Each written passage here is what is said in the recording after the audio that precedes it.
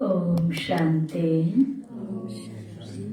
ओम शांति, ओम शांति।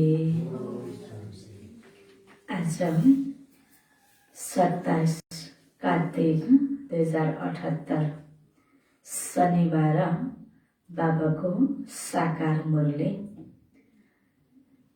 मुरलीको सारमा बाबा भन्नुहुन्छ, मिठी बच्चे, मैले तिमी बच्चाहरूको लागि हत्केलामा स्वर्ग ल्याएको छु।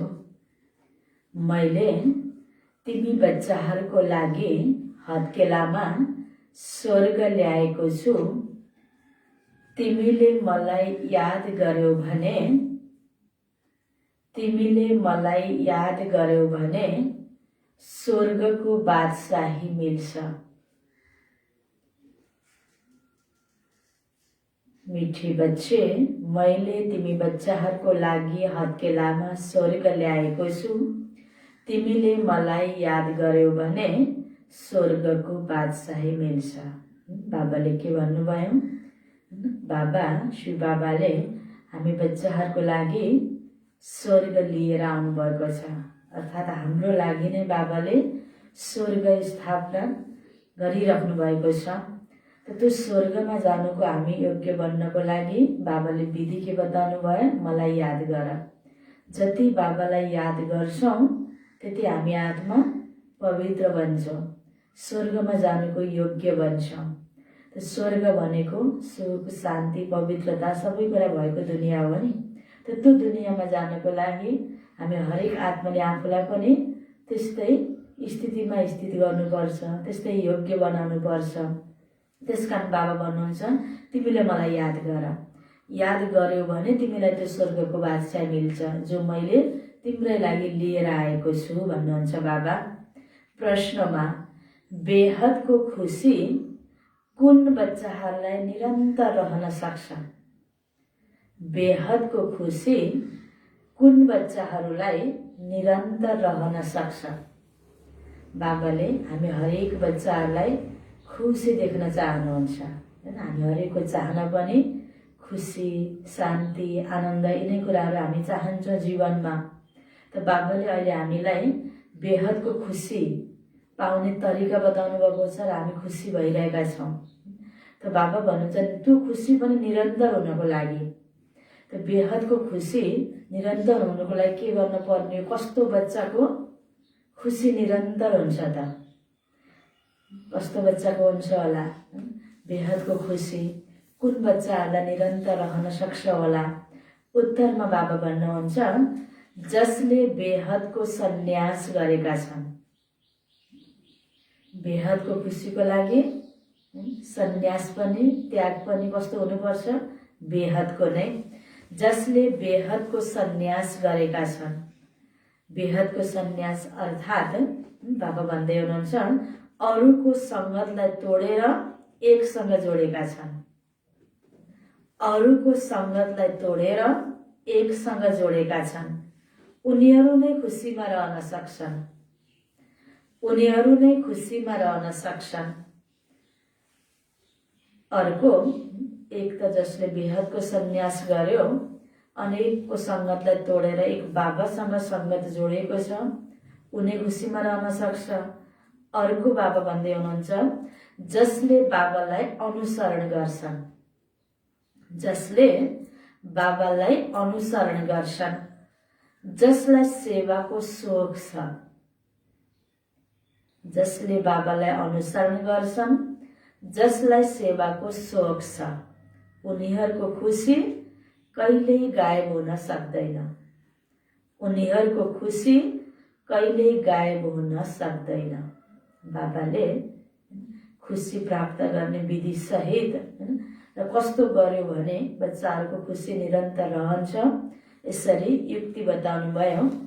र बाबाले हामी हरेक बच्चालाई सधैँ सधैँ खुसी हुने धेरै विधिहरू बताउनुहुन्छ।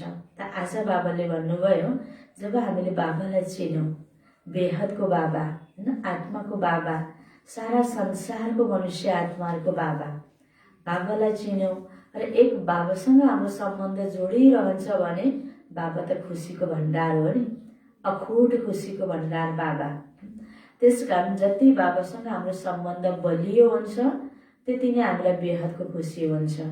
आज हदको खुसी, कहिले बेखुसी या कोही चिजको आधारमा, व्यक्तिको आधारमा प्राप्त हुने खुसी भनेको अल्पकालीन हुन्छ, हदको हुन्छ।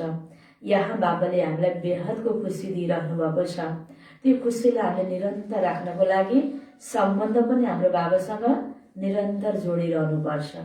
अनेकसँगको सङ्गतलाई तोडेर एक बाबासँग जोडिरहनुपर्छ अनि बाबाले जे भन्नुहुन्छ मुरलीमा त्यसलाई हामीले अनुसरण गर्नुपर्छ। र अर्को, यो भनेको कुरालाई अनुसरण गर्नेवाला ब्रह्मा बाबाले जस्तो कर्म गर्नुभयो त्यसलाई अनुसरण गर्नुपर्छ र त्यही आधारमा अरू आत्माको सेवा पनि गर्नुपर्छ। त सेवाको सोख छ भने जति सेवा गर्छौँ त्यति खुसी पनि मिल्छ। त्यसकारण बाबा भन्नुहुन्छ यसरी, बाबाको सङ्गत गर्नेवाला, सेवा गर्नेवाला र बाबालाई अनुसरण गर्नेवाला बच्चाको खुसी कहिल्यै पनि गायब हुन सक्दैन। गीत छ, छोड विदे आकाश सिंहासन, इस धरती पर आ जाए। ओम शान्ति। मिठा प्यारा रुहानी बच्चाहरूले गीत सुन्यो। यो कसले भन्यो? बाबाले बच्चाहरूलाई भन्नुभयो, गीत सुन्यो। बाबाले बच्चाहरूलाई भन्नुभयो। जब अति दुःख हुन्छ अनि बोलाउँछ। कसरी बोलायो? गीत त भक्ति मार्गमा बनेको गीत हो। हे भगवान, आकाश सिंहासन छोडेर आउनुहोस्, यो धरतीमा आउनुहोस् भनेर बोलाइयो। यसरी गीतको माध्यमले भगवानलाई बोलाइयो भक्तिमा। भगवान भनेको माथि हुनुहुन्छ, भावना छ नि, अनि आकाश सिंहासन। त्यसरी भगवानलाई माथिबाट तल बोलाए भक्त आत्माहरूले। बच्चाहरूलाई थाहा छ बाबाले नै सुखधाम वा पावन दुनियाँ रच्नुहुन्छ अथवा भगवान भगवतीको राज्य स्थापना गर्नुहुन्छ। भगवान र भगवती मानव स्वर्गका मालिक ठहरे। तिमीले जानेका छौ लक्ष्मी नारायण कति धनवान थिए, कति ठुलो राजधानी थियो। उनको राजधानीमा कहिल्यै कुनै उपद्रव हुँदैन। जब यहाँ स्वर्ग थियो, लक्ष्मी नारायणको राज्य थियो, त्यहाँ कुनै पनि प्रकारको उपद्रव, कुनै पनि प्रकार गलत कर्महरू त्यहाँ हुन्थेनन्। त्यसका फलहरू भोग्न पर्थेन, कुनै कमी थिएन। बाबाले स्वर्ग दुनियाँलाई याद दिलाउँदै हुनुहुन्छ त्यहाँ कस्तो प्रकारको अवस्था थियो हरेक देवी देवताको। बाबाले बच्चाहरूलाई वर्षा नै यस्तो दिनुहुन्छ, त्यसैले कति धेरै खुसीमा रहनुपर्छ। आजको सानो सानो बच्चाहरूलाई बाबु मैले तिमीलाई यो चिज ल्याइदिन्छु है भनेर कहीँ गयो भने लिएर आउनुहुन्छ भने नल्याइन्जेलसम्म कति खुसी हुन्छ, पाएपछि झनै कति खुसी हुन्छ। त्यस्तै भगवान पिताले हामी हरेक मनुष्य आत्मालाई, त्यसमा पनि खास हामी ब्राह्मण बच्चाहरूको लागि यसरी खुसी हुनको लागि यस्ता विधि बताउनु भएछ र खास के कस्तो कर्म कर्तव्य हामीले गर्यौँ भने खुसी हुन्छौँ र त्यो सम्पूर्ण खुसी कहाँ छ, यसरी बाबाले स्पष्ट हामीलाई बुझाइरहनु भएको छ। त्यसरी जब बाबाले हामीलाई स्वर्गको बादशाह दिँदै हुनुहुन्छ, जुन बादशाह हामीले प्राप्त गरेपछि, जुन दुनियाँमा हामी गएपछि कुनै प्रकारको दुःख दर्द छैन भनेपछि हामी कति खुसी हुनुपर्छ। तर नम्बरवार पुरुषार्थ अनुसार त छँदैछ। बाबाले त एक समान दिनुहुन्छ, तर हामी लिनमा के भनिदिन्छौँ फेरि? नम्बरवार भनिदिन्छौँ। कोही कोही त पुरा ज्ञान नबुझ्नको कारणले न उताको खुसीमा रहन्छन् न यहाँ खुसीमा रहन्छन्। अब जो स्वर्ग दुनियाँ प्राप्ति हुँदैछ त्यहाँ त्यस्तो दुनियाँमा हामी जाँदैछौँ भन्ने पनि खुसी छैन। यहाँ बाबासँग दिनहुँ यो प्यार पाल्न पाइरहेका छौँ, भगवान वाच सुन्न पाइरहेका छौँ, यो पनि खुसी छैन। किन भन्दा ज्ञानको बुझाइमा कमी भयो। उनीहरूलाई भनिन्छ दुवै दुनियाँबाट गए, किनकि वर्षा लिँदा लिँदै गिर्न पुग्छन्। दुनियाँमा यो कसैलाई थाहा छैन भगवानले आएर स्वर्गको स्थापना गरिरहनु भएको छ, किनकि उहाँ आउनुहुन्छ नै गुप्त रूपमा। भगवान आउनुभएको छ, सर्वशक्तिवान भगवान, तर आउनुभएको छ साधारण तनमा। त सबै मनुष्य आत्माले चाहेको, पुकारा गरिरहेको, बोलाइरहेको त्यस्तो महान परम आत्मा आउने, तर आउने साधारण तनमा, गुप्त तरिकाले यो महान कर्तव्य चलिरहेको छ। त्यसकारण जो कोहीले फेरि विश्वास गर्दैनन्, बुझेका छैनन्, जानेका छैनन्। अवश्य भगवान यस समयमा हुनुपर्ने हो भन्छन्, किनकि सबै घोर अन्धकारमा छन्। राति 12 बजेको समयलाई घोर अँध्यारो भनिन्छ। राति अन्धकार, दिनमा उज्यालो हुन्छ। बच्चाहरूले जानेका छौ अब भक्ति मार्गको रात पुरा हुन्छ, जसमा दुःख नै दुःख छ। मनुष्यले सम्झिन्छन् भक्तिपछि भगवान मिल्नुहुन्छ। भगवान आइ पनि सक्नुभयो, भक्ति फल दिइरहनु भएको छ। तर पनि अझै कति भक्त आत्माहरू भगवान आउनुहुन्छ, फल दिनुहुन्छ, भक्ति गरेपछि भगवान मिल्नुहुन्छ भनेर अझै गरिरहेका पनि छन्। त बाबा भन्नुहुन्छ उनीहरूले सम्झिन्छन् भक्तिपछि भगवान मिल्नुहुन्छ। तिमीलाई थाहा छ बाबाले नै आएर हामी सबैको सद्गति गर्नुहुन्छ। तिमी बच्चाहरूमा पनि नम्बरवार त अवश्य छन्। कसैको त खुसीको पारा चढिरहन्छ, मेहनत पनि खुसीले गर्छन्, सेवाको सोख हुन्छ। कसैलाई गएर सम्झाउँ, जति हामीले बुझ्छौँ नि यो ज्ञान, गहिरामा जान्छौँ, त्यसबाट कति ठुलो प्राप्ति छ। त आफूले पाएपछि अरूलाई पनि यो दिलाउनु पाए हुन्थ्यो, अरूको पनि सेवा गर्नु पाए हुन्थ्यो, खुसी हुन्छ। हामी आफूले राम्रोसँग बुझेनौँ भने अरूलाई पनि बुझाउन त्यति भित्रबाट त्यो दिल रुचि हुँदैन। त बाबा भन्नुहुन्छ त कसैको त खुसीको पारा चढिरहन्छ, मेहनत पनि खुसीले गर्छन्। त्यसैले बाबाले प्रदर्शनी मेलाको प्रबन्ध रचिरहनुहुन्छ ताकि अरूलाई सम्झाउनाले खुसीको पारा चढोस्। यहाँ जसको पासमा धन छ उनीहरूले सम्झिन्छन् हामी स्वर्गमा छन् त स्वर्गमा। यहाँ धनी व्यक्तिहरू स्वर्गमा छन् त, सम्झिन्छन् मात्रै, तर छैनन् रियलमा। सती स्वर्ग थियो, सतीको दुनियाँ, अहिले त यो दुनियाँ त नरक हो। सतीको प्राप्तिको तुलनामा, सतीको सुखको तुलनामा, सतीमा भएका सुख सुविधा धन दौलतको तुलनामा अहिले त केही पनि छैन नि। तर यही दुनियाँको एक आपसमा तुलना गर्दाखेरि अलिकति धेरै स्थूल धन सम्पत्ति भयो भने हामीलाई स्वर्गमा हामी छौँ भन्ने प्रकारको सोचाइ मनुष्य आत्माको छ भन्नुहुन्छ बाबा। उनीहरूले सम्झिन्छन् हामी स्वर्गमा छौँ। उनीहरूले ज्ञान लिन मुस्किल छ, त्यसैले गायन गरिएको छ। करोडौँमा कोही समझदार बनेर बाबाको वर्षाको अधिकारी बन्छन्। कति बेला ज्ञान दियो भने फलानुलाई सुनाउनुहोस् न नेताहरूलाई गएर, या फलानु यस्तो बिग्रेको छ उसलाई सुनाउनुहोस्। हामी त यही सुख छ, सुख पाउनलाई, शान्ति पाउनलाई, आनन्दको लागि ज्ञान लिने हो, धर्म कर्म गर्ने हो, हामीलाई चाहिएन पनि। कतिपयले भन्न पनि बेर लाग्दैन, भनिरहन्छन् पनि। त बाबा भन्नुहुन्छ आखिर ज्ञान लिन उनीहरूलाई यसरी मुस्किल हुन्छ किन? धनको अभिमान भयो, केही सुखको होइन त्यो प्राप्तिको पनि अभिमान भयो। त भगवानले आएर कति होइन अखुड खजाना दिनुहुन्छ, बेहदको खजाना प्राप्ति हुन्छ, बिचरा थाहै छैन। त्यसैले गायन गरिएको छ, करोडौँमा कोही समझदार बनेर बाबाको वर्षाको अधिकारी बन्छन्। सतीको सुख सुविधा लिनको लागि, सतीमा जानको लागि करोडौँमा कोही होइन भनिन्छ नि, कोटोमा कोही, कोहीमा पनि कोही। संसारमा यति धेरै मनुष्य आत्माहरू छन्, त्यसमध्येबाट हामी यति बाबाको बच्चा चुनिएका छौँ नि। सतीमा जानुको लागि भगवानको छनौटमा परेका हामी करोडौँमा कोही आत्माहरू छौँ। फलो फादर गायन गरिएको छ, त्यसैले बाबाको श्रीमतमा चल्नु छ। दुनियाँको भिडबाट त छानियो, अलि अस्ति मुरलीमा बाबाले भन्नुभएको थियो नि, दुनियाँबाट त छानियो, फेरि यहाँबाट पनि छानिनु छ नि, दोस्रो सेलेक्सन होइन। करोडौँबाट त छानियो, अब बाबाको बच्चा मध्येबाट पनि फेरि हामी छानिनु छ।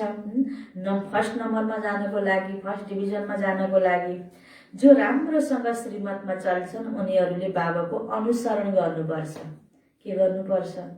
जस्तो बाबाले गर्नुभयो ब्रह्मा बाबाले, त्यस्तै पुरुषार्थ गर्नुपर्छ, त्यस्तै सेवा गर्नुपर्छ, त्यत्तिकै त्याग गर्नुपर्छ, त्यसलाई फलो गर्दै जानुपर्छ। अर्को शिव बाबाले जे भन्नुपर्छ त्यसलाई पनि मान्दै जानुपर्छ, त्यसलाई गर्दै गर्दै जानुपर्छ। जसरी यी ब्रह्म बच्चा राम्रोसँग चलिरहेका छन्, लौकिक बच्चाले आज्ञा मान्दैन भने उसलाई तिमीले आफ्नो मार्ग समात भन्छौ। रावणको मतमा चल्नेहरू र रामको मतमा चल्नेहरू सँगै रहन सक्दैनन्। बाबाको बच्चा पनि हामी बनिरहने बाबाको बच्चा एकदम आफूलाई पक्का पनि मानिरहन्छौँ, तर बाबाको श्रीमतलाई पालन गर्दैनौँ भने यो बाबाको यो राम सम्प्रदायमा फेरि कतिन्जेलसम्म रहन सक्छौँ त होइन।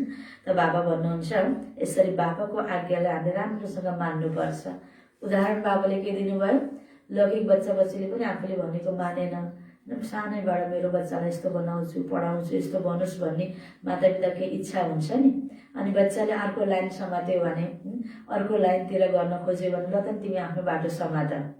त्यस्तै तरिकाले हामीले पनि बाबाले भनेको मानेनौँ भने के गर्ने त होइन। फेरि त्यो प्राप्तिबाट पनि हामी वञ्चित हुन्छौँ।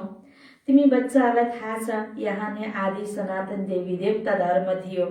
उनीहरू 84 जन्म लिएर पतित बनेका छन्। त्यसैले पुकार्छन्, हे पतित पावन आउनुहोस्।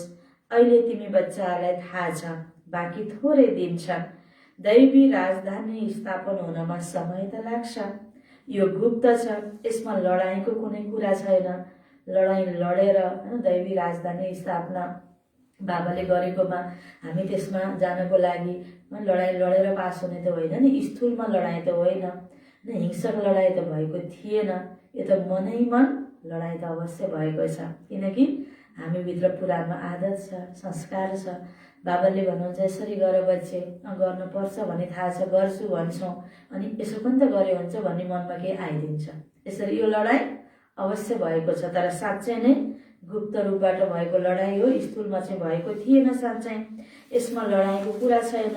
यस्तो होइन कि चढाइ गरेर राज्य लिन्छौँ, एकबाट होइन अर्को राज्य प्राप्त गर्नको लागि युद्ध गरेर होइन चढाइ गरेर राज्य लिने त होइन।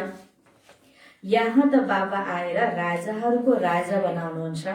जुन बाबालाई याद गर्छन् दुःखहर्ता सुखकर्ता आउनुहोस् भनेर, त्यही बाबा हैन, सुखकर्ता बाबा, सुखदाता बाबा आउनु भएको छ। सन्यासी गुरु कहाँ दुःखहर्ता हुन सक्छन् र? दुःखहर्ता सुखकर्ता त एक शिव बाबा नै हुनुहुन्छ। अरू कुनै पनि सन्यासीहरू गुरुहरू हुन सक्दैनन्। उनीहरूको सन्यास हो हदको, घरबार छोडेर जङ्गलमा जानु होइन, पवित्रतालाई धारण गर्नु, त्यो सन्यास। तर यहाँ घर गृहस्थलाई त्याग्नु पर्दैन बच्चे, घरमै रह, तर विकारको सन्यास लियो।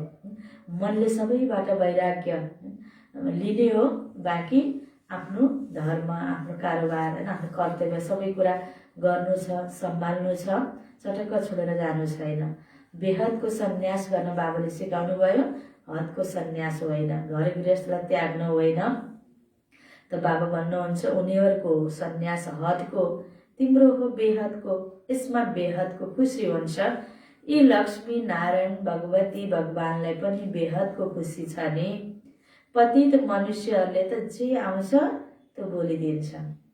जो भगवानलाई मान्ने क्रममा, प्रार्थना गर्ने क्रममा, प्राप्ति गर्ने क्रममा विभिन्न प्रकारको होइन गीतको माध्यमले, स्लोगनको माध्यमले, विभिन्न भजन कीर्तनहरू गर्ने बेलामा, भगवानको महिमा गर्ने बेलामा कतिपय कुराहरू आपसमा जुधिरहेका हुन्छन्। जे पनि भनिरहेको, भगवान आउनुहोस् पनि भनिरहेको छ, भगवान यहाँ व्यापक हुनुहुन्छ पनि भनिएको छ नि। यसरी भनिएको छ जे पनि, तर त्यो सबै कुरा सत्य छैनन्। आपसमा विरोधी कुराहरू पनि सँगसँगै भनिरहेका छन्। त स्पष्ट रूपबाट जानकारी नहुँदाखेरि मानिरहेको त छ भगवानलाई, तर नजान्नुको कारणले गर्दा बाबा भन्नुहुन्छ पतित मनुष्यहरू त जे आउँछ त्यो बोलिदिन्छन्। तिमीले त एक एक अक्षर अर्थसहित बोल्छौ, किनकि बाबाले हामीलाई क्लियर सिकाइदिनु भएको छ, एक एक अर्थसहित। दुनियाँमा, नयाँ दुनियाँमा हुन्छ न एक धर्म, त्यसको तुलना कसैसँग गरिँदैन। सत्यको तुलना अहिले गरेर मिल्दैन, कसैसँग गरिँदैन। पुरानो दुनियाँमा तुलना गरिन्छ, नयाँ दुनियाँमा त यो थाहै हुँदैन कि पुरानो दुनियाँमा के हुन्छ।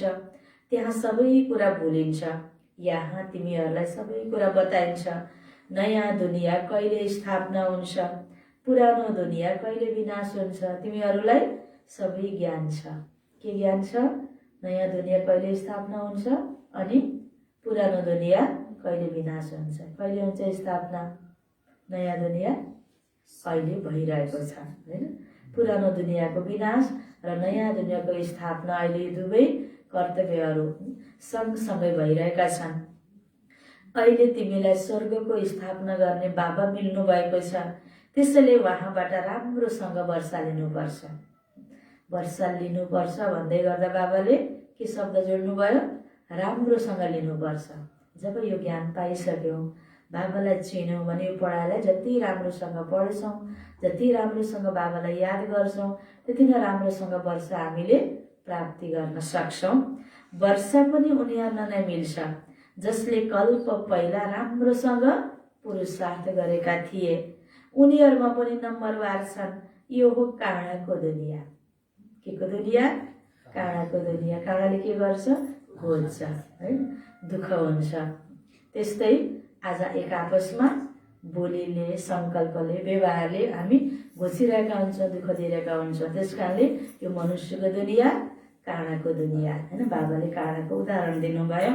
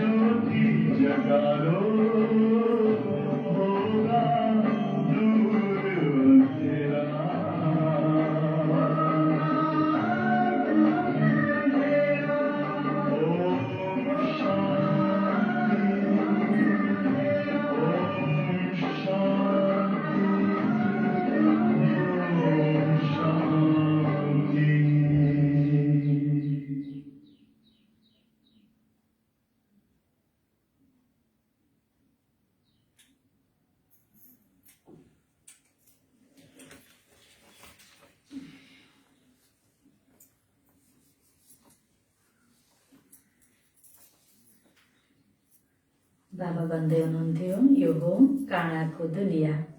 पहिलो नम्बरको काँडा त सबैमा छ नै। पुरानो दुनियाँ नराम्रो, नयाँ दुनियाँ राम्रो लाग्छ। स्वर्ग केलाई भनिन्छ यो पनि कसैलाई थाहा छैन। त्यसै भनिदिन्छन् फलानु स्वर्गवासी भयो भनेर।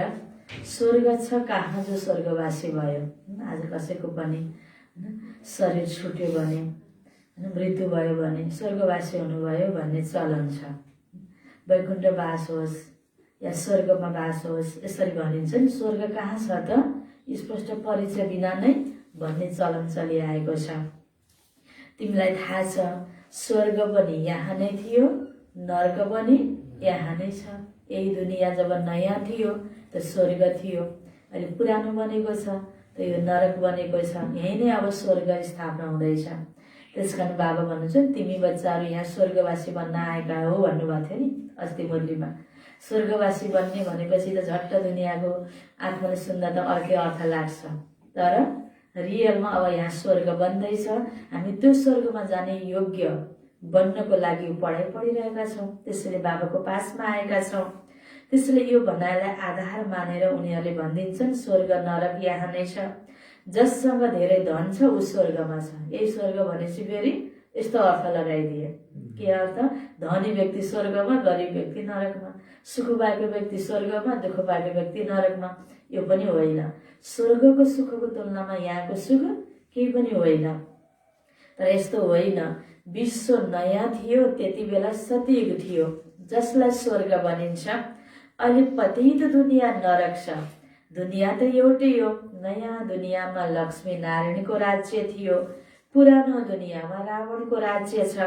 भगवानुवाच, मैले तिमीलाई 84 जन्मको रहस्य बताउँछु। 84 जन्म, सतयुगदेखि लिएर यो कलियुगको अन्त्यसम्म, यो 5000 वर्षको अवधिमा हामीले कति कति जन्म कहाँ कहाँ लियौँ, बाबाले क्लियर हामीलाई बताइदिनु भएको छ सर्टकटमा।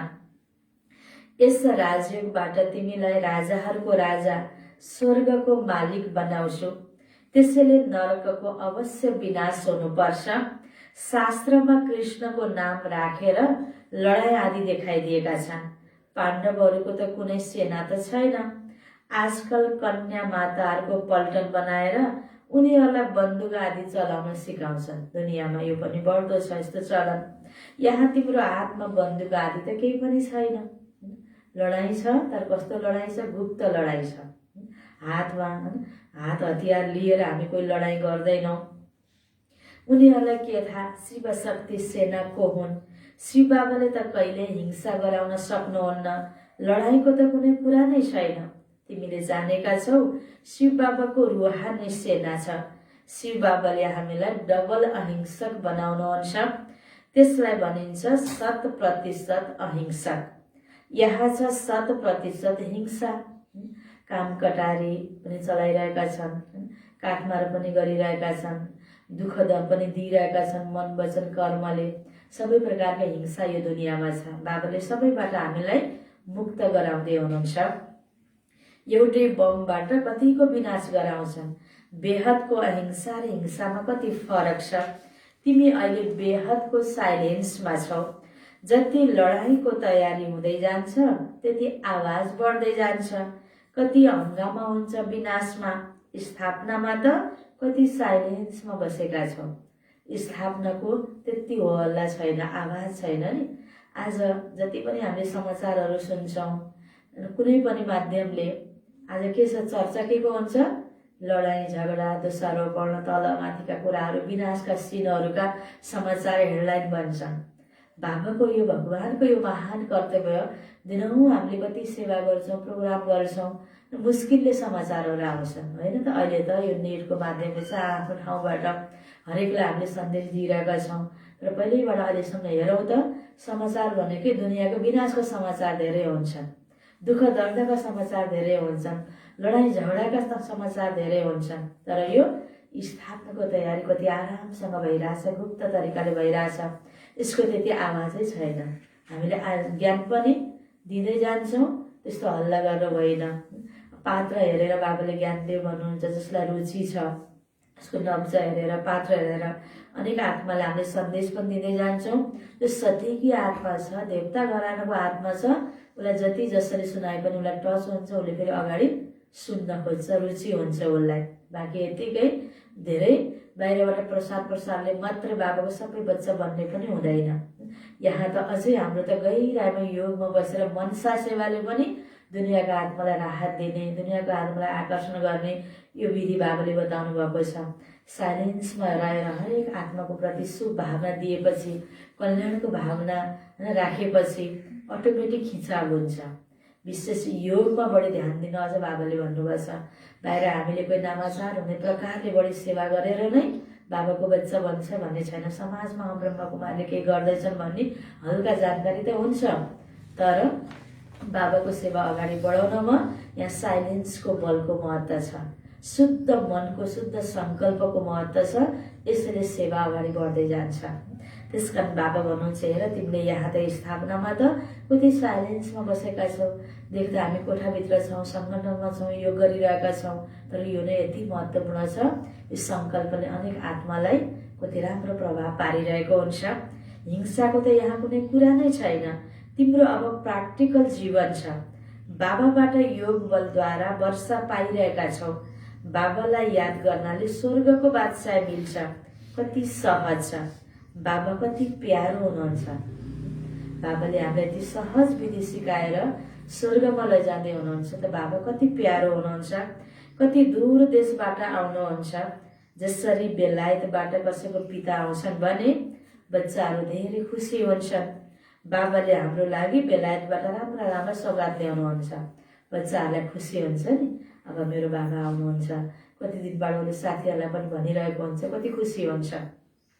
त्यस्तै यो पनि बाबाले किन भन्नुभयो, हामीलाई उदाहरण दिनुभएको। हामी पनि बाबाको अगाडि त बच्चा हौँ, हरेक हामी बच्चा हो।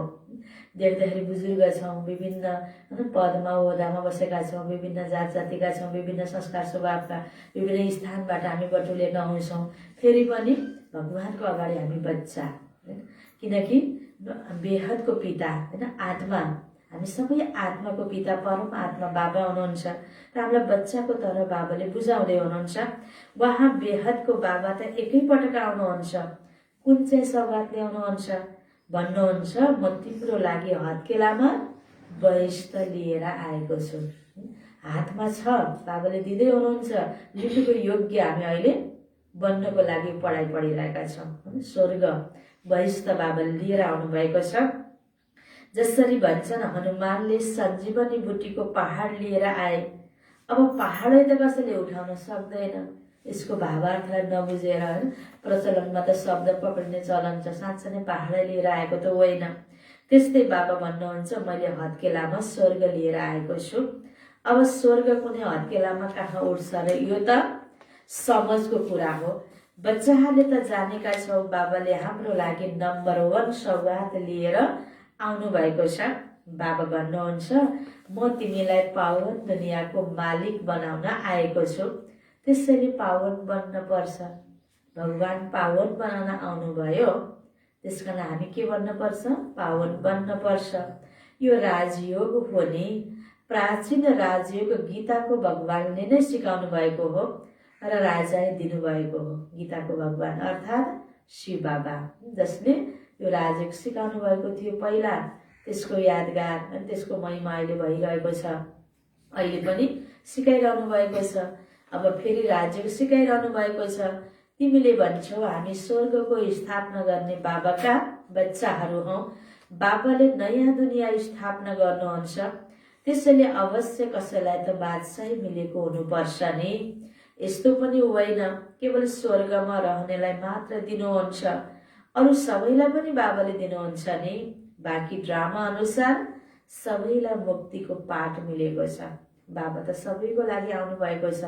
त त्यसमध्येमा जो आयौँ, यसलाई स्वीकार्यौँ, मान्यौँ, गऱ्यौँ, उही त जानेको योग्य बन्ने हो नि। बाँकी फेरि जसले मानेन ती आत्माहरूलाई पनि बाबाले मुक्ति जरुर दिनुहुन्छ। परमधाममा बस्ने पाठ छ।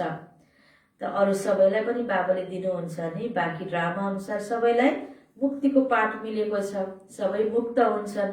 एक बाबा नै सर्वका सद्गति दाता हुनुहुन्छ। दोस्रो न कोही। तिम्रो पासमा जति पनि प्रसिद्ध मानिसहरू आउँछन्, जसले मान्छन् वास्तवमा गीताको भगवान श्रीकृष्ण होइनन्, शिव हुनुहुन्छ। त्यसैले उनीहरूबाट लेखाउनु पर्छ। ठुला मानिसहरूको कुरालाई नै सुन्छन्, गरिबको त कसैले सुन्दैन। त्यसकारण कोही त्यस्तै जसको आवाज सबैले मान्छन्, स्वीकार्छन्, उसलाई पहिला यो कुरा बुझाउने कि गीताको भगवान श्रीकृष्ण होइन, शिव बाबा हुनुहुन्छ। अनि उनीहरूले भनिदिएपछि फेरि अरूले मान्छन्। यसरी सेवाको पनि युक्ति बाबा बताउँदै हुनुहुन्छ। त्यसैले प्रदर्शनीमा कोसिस गरेर यो लेखाऊ। गीताको भगवान एक शिव हुनुहुन्छ। उहाँ सबैको पिता हुनुहुन्छ। आजभन्दा 5000 वर्ष पहिला यहाँ स्वर्ग थियो, लक्ष्मी नारायणको राज्य थियो। अहिले त सारा विश्वमा रावणको राज्य छ। यही सबैको दुश्मन हो। जसलाई वर्ष वर्ष जलाउँछन् तापनि मर्दैन। जुन जलाउने विधि छ पुतला बनाएर त्यसरी रावण मर्ला त, त्यो एउटै साँच्चै नै व्यक्ति हो भने पनि पुतला जलाएर त मर्ने कुरा हुँदैन। तर त्यो एउटा व्यक्ति पनि होइन, हाम्रो मनभित्रको रावणलाई बाहिर पुतला बनाएर कसरी जल्ने त। अहिले बाबाले रावणलाई जलाउने विधि सिकाउनु भएको छ। यो कुरा त केवल तिमीले जानेका छौ। अब राम परमपिता परमात्माले रावणमाथि विजय प्राप्त गराउनुहुन्छ। भन्नुहुन्छ मलाई याद गर्यो भने तिम्रो पाप नाश हुन्छ, तिमी लायक बन्छौ। त्यसैले नयाँ दुनियाँ चाहिन्छ। यो पुरानो दुनियाँमा छौँ यति बेला, जब संस्कार नयाँ भइसकेपछि नयाँ दुनियाँ अवश्य चाहियो नि। अवश्य पुरानो दुनियाँको विनाश पनि भएको थियो, फेरि हुन्छ। महाभारत लडाईँ लाग्छ नै तब जब रावण राज्य विनाश भएर राम राज्य स्थापना हुन्छ। रावण राज्यमा नै हाहाकार सुरु हुन्छ। हाहाकार पछि जय जयकार हुन्छ, दुनियाँ परिवर्तन हुन्छ।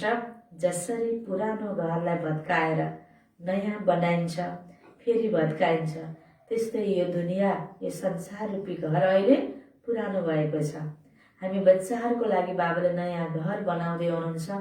त्यसकारण यो पुरानो घर जरुर भत्किन्छ, अर्थात् विनाश हुन्छ। त्यो त विभिन्न कारण बन्छ।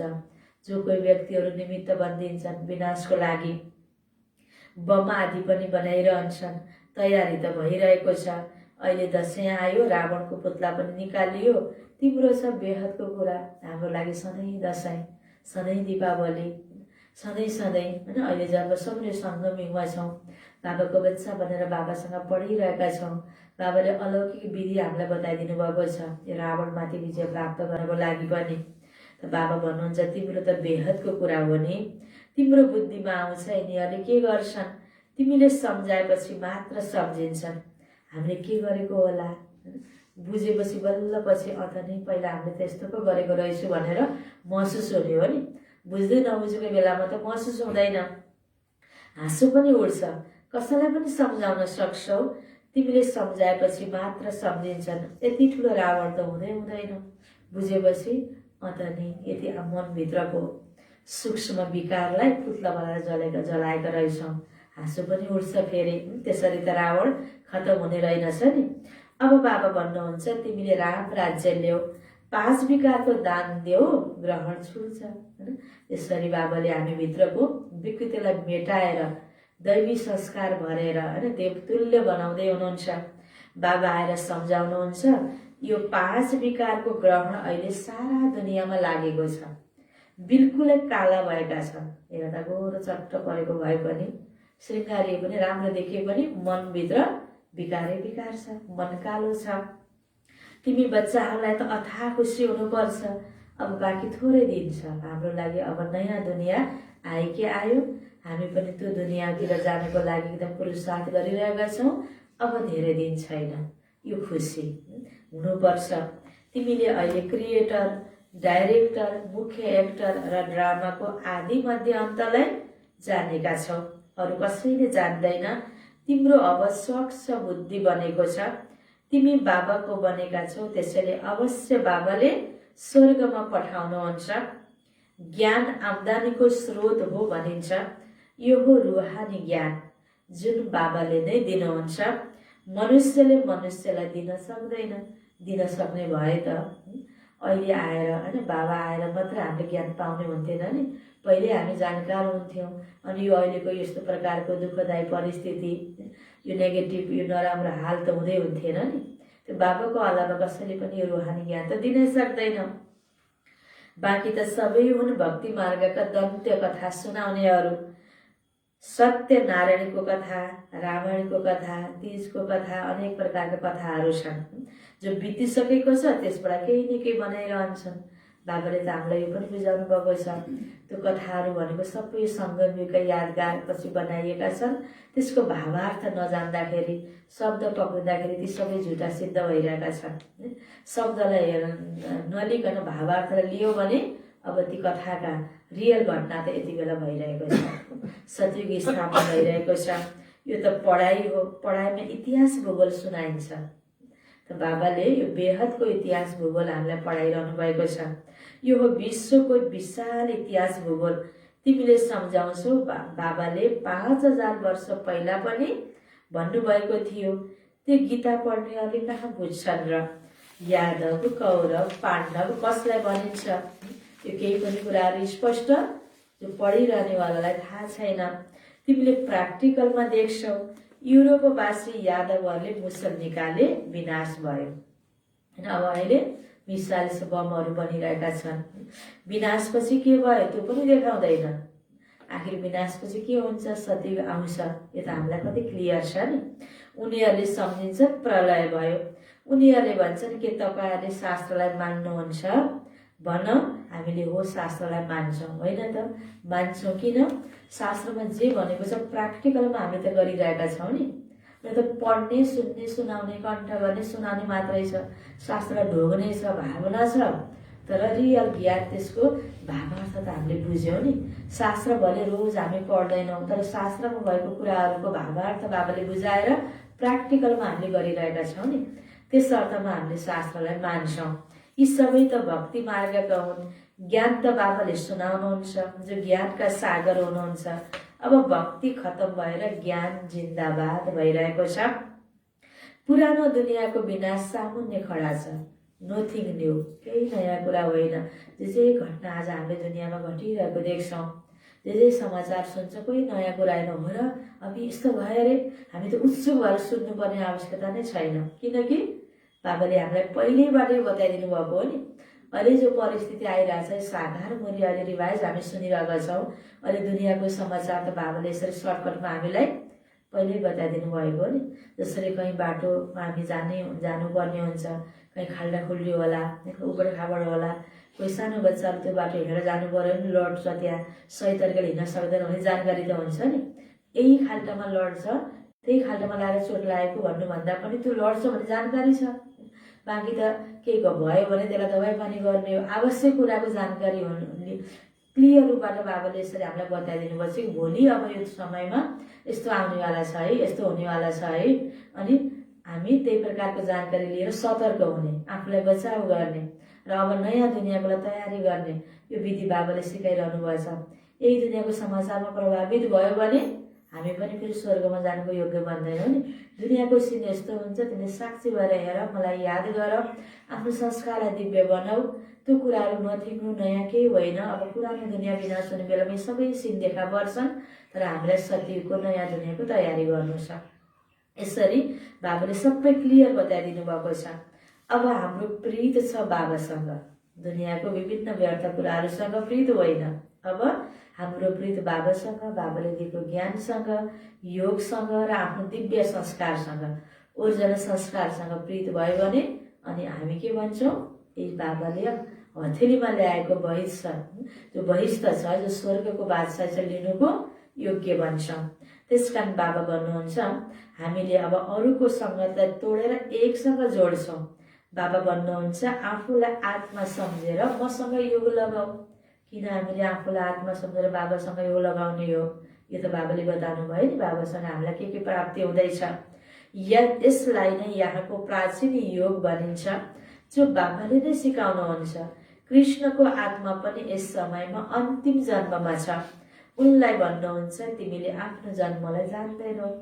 कृष्ण जो अन्तिम जन्ममा दादा लेखराजको रूपमा हुनुहुन्थ्यो, बाबाको प्रवेशता भयो, नाम राख्नुभयो ब्रह्मा। अनि ब्रह्म बाबालाई आफ्नो जीवन कहानी पहिला थाहा थियो त? केही पनि थाहा थिएन। थाहा भएको भए ब्रह्म बाबालाई सबै कुरा यो ज्ञान थाहा भएको भए 60 वर्षको बुढो भइसकेपछि किन सुनाउनुहुन्थ्यो र? अलि पहिल्यै युवा हुँदा जोस जाँगर हुँदै सुनाउनुहुन्थ्यो होला नि। ब्रह्म बाबामा त शिव बाबा बसेर यो ज्ञान दिनुभयो। ब्रह्म बाबालाई पनि यो ज्ञान थाहा थिएन। त बाबा भन्नुहुन्छ अनि कृष्णको आत्मा पनि यस समयमा अन्तिम जन्ममा छ। उनलाई भन्नुहुन्छ तिमी आफ्नो जन्मलाई जान्दैनौ। यो तिम्रो धेरै जन्मको अन्त्यको जन्म हो, त्यसैले मैले यसमा प्रवेश गरेको हुँ। म यिनमा बसेर तिमी बच्चाहरूलाई ब्रह्मामुख वंशावली बनाएर राज्य भाग्य दिन्छु। यो कुरा बाबा बाहेक अरू कसैले बताउन सक्दैन। यो त बाबा स्वयंले यस मुखद्वारा सुनाइरहनु भएको छ। शिव बाबा स्वयंले ब्रह्म मुखद्वारा सुनाइरहनु भएको छ। यी बाबाले पनि पहिला केही जान्दैनथे, तिमीले पनि केही बुझेका थिएनौ। सबैलाई सम्झाउनु पर्छ 84 जन्मको चक्र कसरी घुम्छ। यो उही लडाई खडा छ जसबाट स्वर्गको गेट खुलेको थियो जब बाबाले आएर राजयोग सिकाएर मनुष्यलाई देवता बनाउनु भएको थियो। अहिले त्यही घडी छ, त्यही समय छ, त्यही कर्तव्य रिपिट भइरहेको छ। हामी पनि त्यही अनुरूप पुरुषार्थ गरिरहेका छौँ। अच्छा, मिठे मिठे सिकिलाले बच्चाहरूप्रति माता पिता बाप दादाको याद प्यार एवं गुड मर्निङ। रुहानी बाबाको रुहानी बच्चाहरूलाई नमस्ते। रुहानी बच्चाहरूको रुहानी बाबालाई याद प्यार गुड मर्निङ नमस्ते नमस्ते।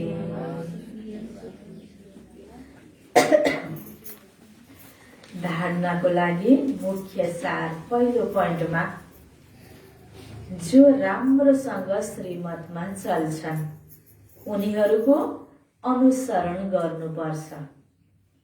जो राम्रोसँग श्रीमतमा चल्छन् उनीहरूको अनुसरण गर्नुपर्छ। बेहदको खुसीमा रहनको लागि आफू समान बनाउने सेवा गर्नुपर्छ। आफू समान बनाउने भनेको अर्थ पनि दुई प्रकारको हुन्छ। अब आफू जस्तो छु हैन, आफू लुज छु भने लुजै बनाउने हैन, त्यो होइन नि। आफू पहिला कस्तो बन्ने, बाबाको अनुसरण गर्ने, आफू बाबा समान बन्दै जाने अनि अरूलाई पनि आफू समान बनाउँदै जाने। त कहीँ कहीँ के हुन्छ, बाबाको हरेक बच्चाले आपसको अनुसरण गर्दै गयो भने अलिकता हैन पुरुषार्थमा राम्रोसँग गर्न नखोज्ने ढिला ढाला छ भने त्यही प्रकारको कपी गर्न पुगिन्छ। त्यसकारण यति राम्रो युक्ति बाबाले पहिल्यै बताउनु भएछ कि पहिला बाबाको अनुसरण गर अनि आफू समान बनाऊ भन्नुहुन्छ बाबा। दोस्रोमा, प्रीत बुद्धि बनेर अन्य सङ्गत तोडेर एक बाबासँग जोड्नु छ। प्रीत बुद्धि बनेर अन्य सङ्गत तोडेर एक बाबासँग जोड्नु छ। डबल अहिंसक बनेर शान्तिमा बसेर आफ्नो राजै स्थापना गर्नु छ। डबल अहिंसक बनेर शान्तिमा बसेर आफ्नो राजै स्थापना गर्नु छ। बाबाको वरदान, मर्जीबा जन्मको स्मृतिद्वारा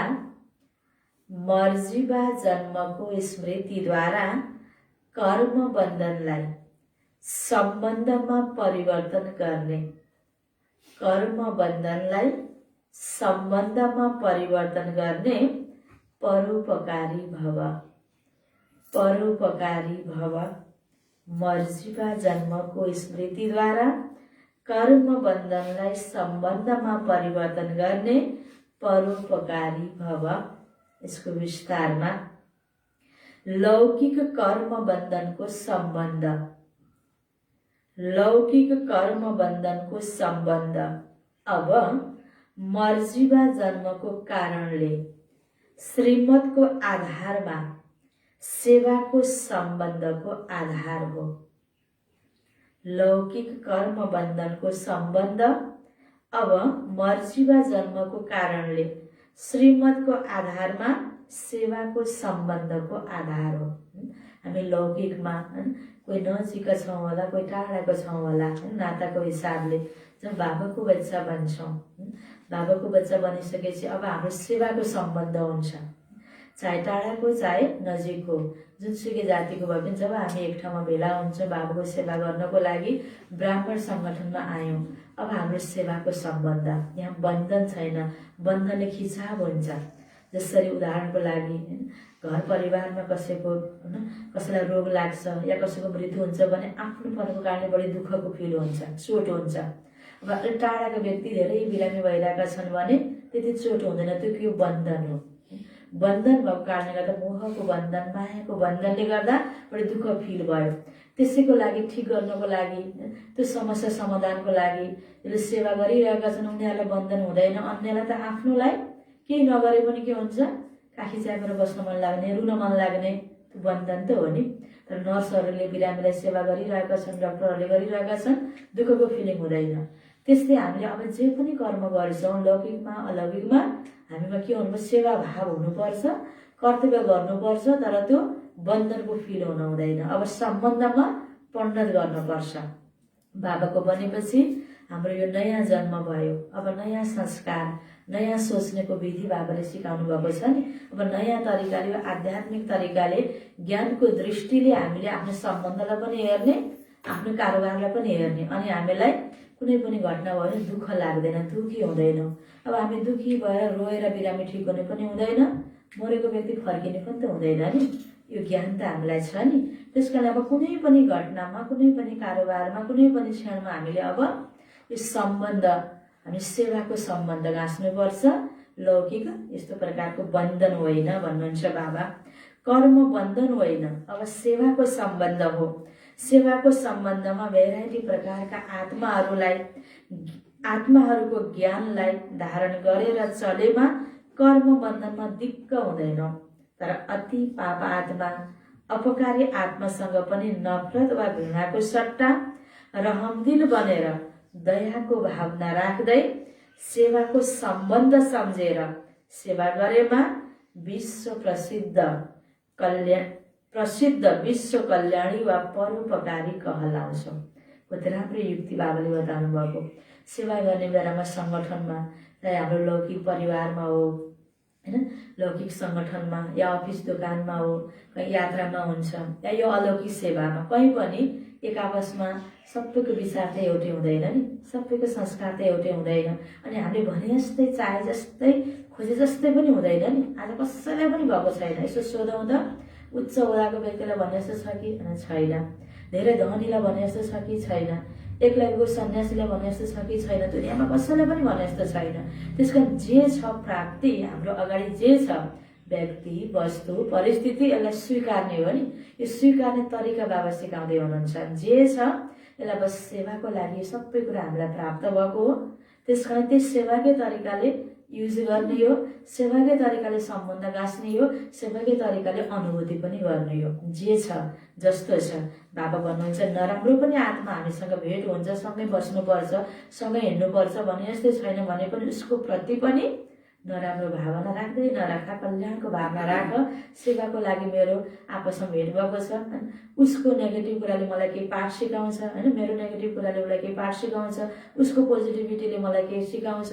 दुवै क्षणमा, दुवै तरिकामा सिक्ने कुरा र सेवा गर्ने भावना राख्यो भने दिक्क लाग्दैन।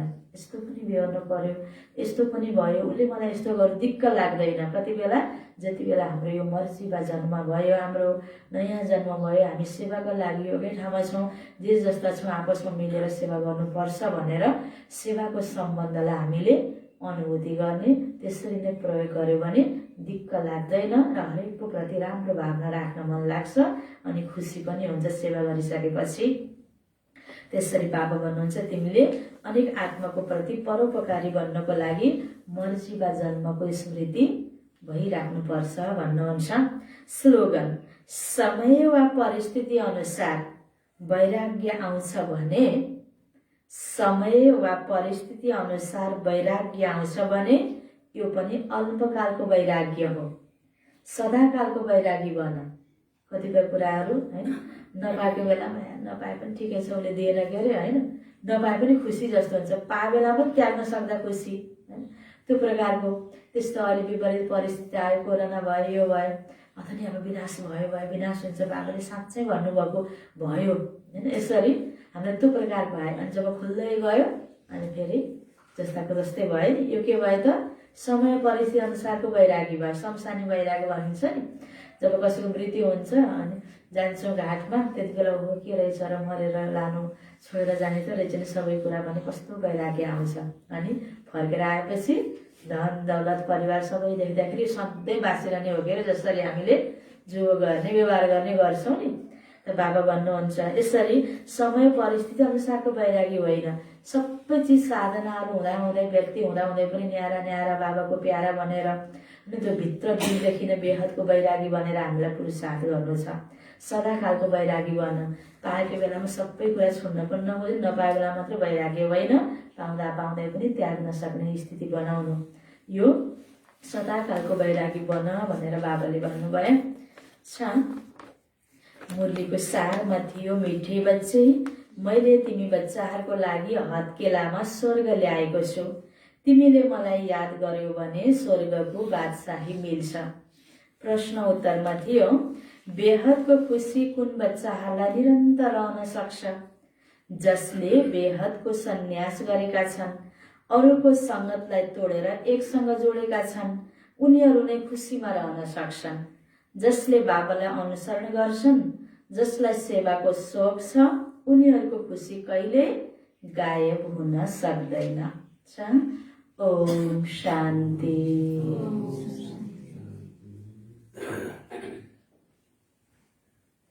सबैजना सन्चै हुनुहुन्छ?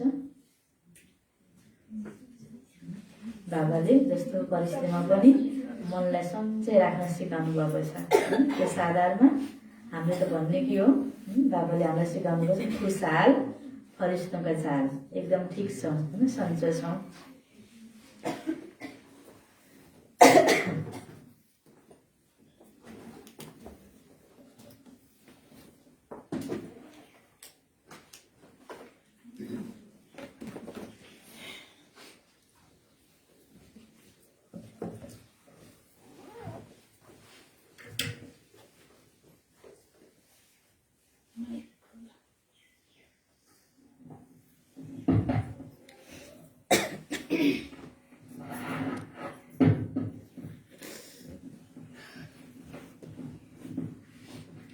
ओम शान्ति। ओम शान्ति। ओम शान्ति।